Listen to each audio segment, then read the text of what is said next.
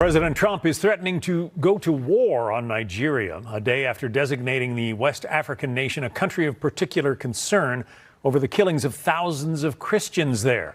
Stephanie Bennett is live in London with more on this. Stephanie.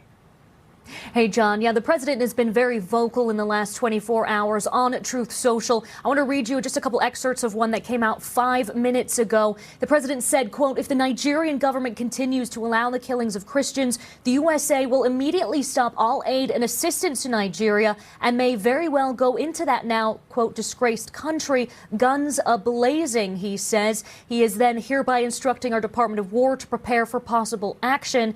And he also says in that post, warning the Nigeria government better move fast. Now, yesterday, the president posted also on Truth Social announcing that he was going to put this country as the country of particular concern, saying something must be done. He's now asking Congressman Riley Moore, Chairman Tom Cole, and the House Appropriations Committee to look into it and to report back.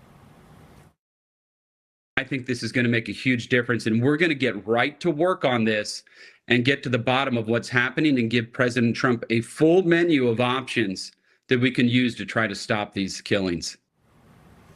Yeah, and Moore says there's about 15 possible options, including suspension of security assistance and targeted sanctions. Nigeria is, of course, considered one of the most dangerous places in the world to be a Christian, according to the well-regulated Open Doors International Group.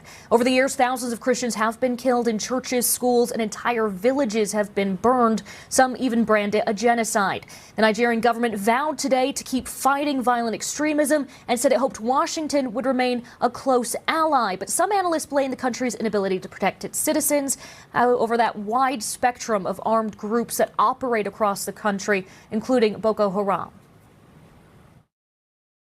I think fundamentally Nigeria is a failed state.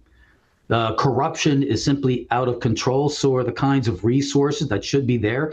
It is a major exporter of oil, so it should be a rich country, but a lot of it gets diverted through corruption. So they don't have the resources in order to provide their security forces what they need in order to fight back. And in order to combat this issue, earlier this year, Washington approved $346 million in arms for Nigeria. Back to you, John. All right.